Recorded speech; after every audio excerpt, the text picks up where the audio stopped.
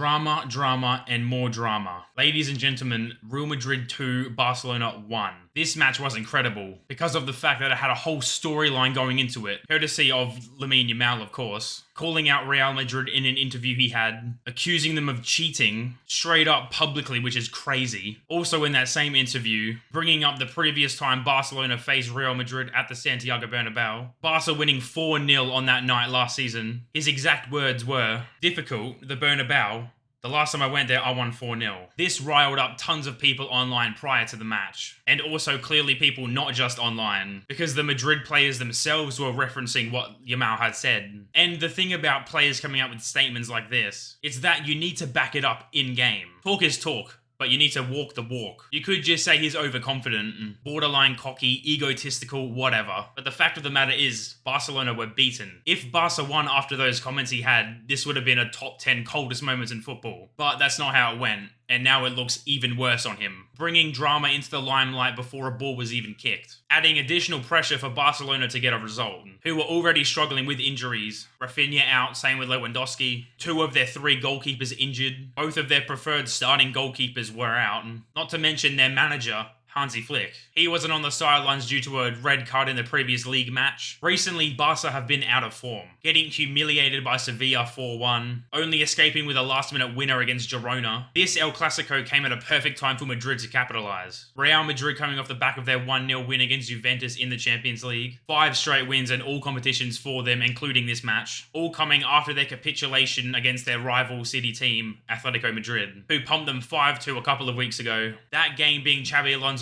first real test this season, excluding their tie with PSG in the Club World Cup, which they got humiliated in. This game was a big test for Xabi Alonso, probably the biggest test for him so far. The first El Clasico under his management, coming off of last season where under Ancelotti, Madrid lost 4 straight head-to-head matches against Barcelona, including that 4-0 defeat at home, another 5-2 loss, a 3-2 defeat in the cup final, in a league match that went 4-3 Barca's way and Mbappe scoring a hat-trick in it but still losing. All of those results going in Barcelona's favour last season. Madrid needed to make a statement with this game, get one back over Barca, and put themselves in a great position in the league table. This game's result putting Madrid 5 points clear at the top of the table in La Liga. 9 wins, 1 loss, not to mention their flawless start in this season's Champions League. 3 out of 3 so far. Madrid, and more specifically Kylian Mbappe, are becoming more and more serious. 11 goals in La Liga already this season, 5 goals in the UCL. There is a serious possibility that Mbappe's Ballon d'Or charge could happen this year.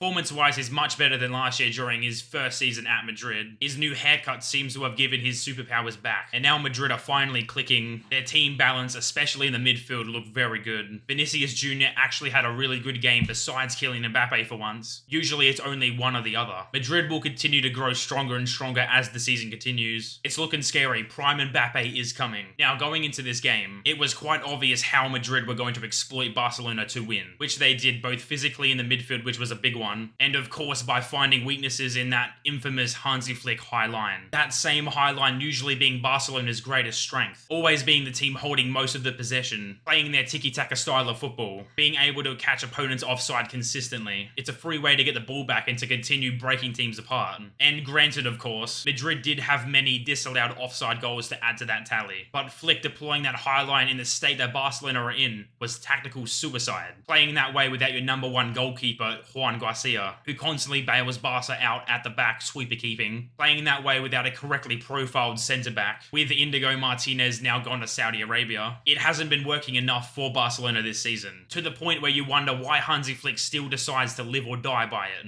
Barca normally being able to counteract their defensive frailties, with being able to outscore their opponents, with the mentality of you score 4, we'll score 5, and the player quality to go with it. But this game had no upsides to their game plan. Madrid nullifying Barca for the most part aside from that goal that they scored. Barca's defensive tactics basically asking Mbappe to run in behind. Last season they were better drilled to handle Mbappe. Mbappe was caught offside against them 8 times in one match, I think the stat was. But this time it's different. The form Mbappe is currently in, Hansi Flick too stubborn to even slightly adjust the shape to compensate. And like I said before, tactical suicide. And that was on full display right from the jump in this game. Madrid easily bypassing through past Barcelona players. Handed multiple chances on the break. Vinicius gets the ball out on the left and then drifts into the box, looking to dink the ball to the back post. Then Lamine Yamal slides in to challenge the ball, catches Vinny on the foot, and it looks like Madrid are given a penalty inside 2 minutes. The referee originally pointing to the penalty spot, but then sent to the VAR booth to take a look at the foul. I thought the ref was checking offside on Vinny, but no. He goes back on his decision and claims that Yamal didn't foul Vinny, and that it was actually Vinny who initiated contact with Lamine. No penalty for Madrid. The game continues 0-0, but only until what looked like Kylian Mbappe scoring a screamer. Outside of the box, the shot comes out of nowhere. The ball bobbles nicely for him off a Barcelona player, and he just volleys it with no other thought in his mind. Laces it and it just flies past Szczesny and net. Madrid think they're 1-0 up, but yet again VAR intervenes. Mbappe's foot playing him offside in the run of play. A whisker preventing Mbappe from scoring that banger of a goal. So unfortunate that that goal couldn't count because that was a banger. Penalty overturned and now a disallowed goal for Madrid. And the game hadn't even been played for more than 15 minutes. Barca holding all possession in those opening minutes, not being able to do anything decisive enough with said possession. And Madrid pressing and winning the ball very high up, creating goal scoring opportunities for Madrid. Barca unable to play at the back the way they normally would want to because of Szczesny being that goalkeeper that's not capable of playing with the ball at his feet. And that's not his fault either. He's been placed in a system that doesn't suit his abilities. Abilities he showed in this game, winning man of the match in the end, saving Barcelona, keeping them in a game where they could have easily been blown away very early on. But Szczesny can only do so much. Madrid did eventually get a goal, third time's the charm. Mbappe scoring off a beautiful pass from Jude Bellingham. Madrid with the ball at halfway. Jude draws in Barcelona players towards him and then spins out of the pressure. Then delivers a perfect line-splitting through ball pass to the run of Kylian Mbappe in behind. One-on-one against Szczesny and he places it bottom left corner. Madrid can finally celebrate and they go 1-0 up after 22 minutes. Pressure from Madrid kept on funneling in, but it would actually be Barcelona who strike next. Arda Güler on the edge of his own box, caught in possession, not for the first time this season. Too hesitant to get the ball away. Barca players pounce and practically win the ball in Madrid's box. Ball finds its way to Marcus Rashford who cuts it across goal. Fermin Lopez in the box. He taps it in, scoring, and Barca are right back in it. The score is 1-1, but it only stays that way for a matter of 5 minutes. Jude Bellingham being the next player on the score sheet, and continuing his great individual performances against Barcelona. Goal and assist for Jude in this game. Vinicius bombing down the wing with two Barca players on him. In-swinging cross perfectly meets the head of Eder Militao at the back post. He nods it to Jude, who's on the 6-yard line, and he just taps it in, the easiest goal he will ever score. Bellingham completely unmarked right in front of goal, on an island with defenders nowhere near him. Very questionable defending from Barcelona. Jude with 2 goals in 2 games after returning from his injury. That shoulder injury keeping him out of the start of this season. So that would have been it for the first half, but who would have guessed? Another offside goal disallowed for Madrid. Dink pass over the top from Güler to Mbappe. The ball eventually finding its way into the back of the net off Mbappe, but he's very obviously offside. It wasn't fractional this time around. Very obvious couple yards offside, and Madrid could have honestly put this game to bed by now. So many chances, disallowed goals. Madrid could have been 3 or 4 goals up on a different day, but it stays 2-1 going into halftime. Actually stays like that for the rest of the game. Goalless second half, but still plenty of talking points. Almost right away, Madrid actually do manage to win a penalty this time, due to a handball by Eric Garcia, deemed as an unnatural position after the ball comes off of Jude and hits his forearm. Kylian Mbappe steps up against Szczesny, and Szczesny saves it. What a save. Mbappe gets neither placement or enough power to beat him, and the shot's at a very easy height for a keeper to punch away. The Barca players congratulate Szczesny, and what a sigh of relief for them. Barca still in this game with a fighting chance, who immediately get a counter-attack after the penalty miss. One of their very few chances in this game, and it's not taken. Fermin opting to shoot himself rather than passing in a 3v2 situation. Rashford and Yamal either side of him, but he decides to shoot and Courtois saves it.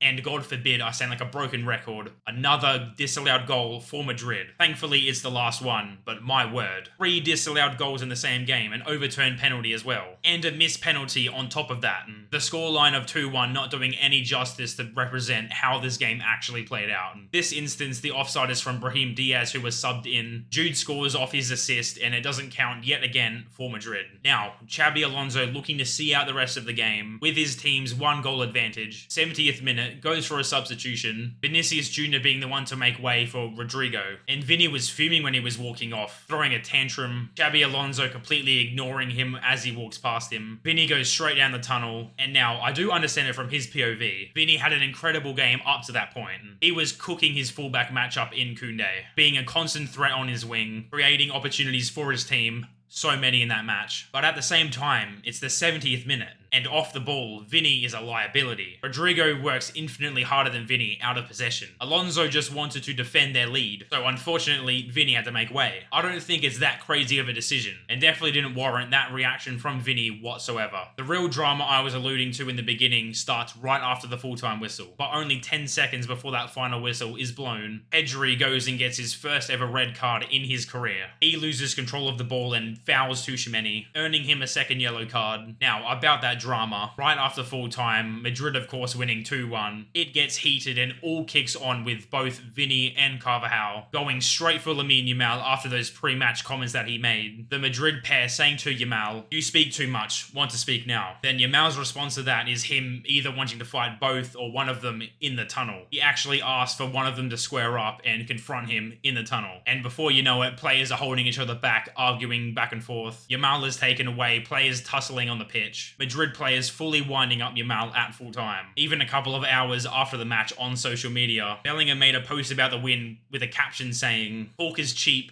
Hala Madrid." Crazy. And as performances go for Lamine Yamal, that was awful for his standards, and only made worse due to the comments made prior. In that first half especially, Yamal could not get his game off. His passes were not reaching their man, or they were way ahead of them. Second half, he looked a lot more sharper, but Correa's fully locked him up. No GA, 0 shots on target, and 3 out of 8 successful dribbles, only 3 touches in the opposition box. Bad game for Yamal and for Barca as a whole. Pedri and Frenkie de Jong fully outmuscled in the midfield battle. Barca's fullbacks were awful. Balde was not it, getting put on the floor more often than not. Ferran Torres was invisible up front. Barca not looking great right now. Hansi Flick under criticism as he should be. 5 points behind Madrid at the top of the table. Will they be able to catch up? Madrid in good form. Game against Liverpool in the Champions League coming up very soon. Very interesting, especially with the form that they're in. Keep an eye out for that game. We will be there. Anyway, that's it from me, guys. Let me know what you guys think about this El Clasico. First of the season, Real Madrid 2, Barcelona 1. Let me know down in the comments. Like, share, subscribe, and I'll see you guys in the next one.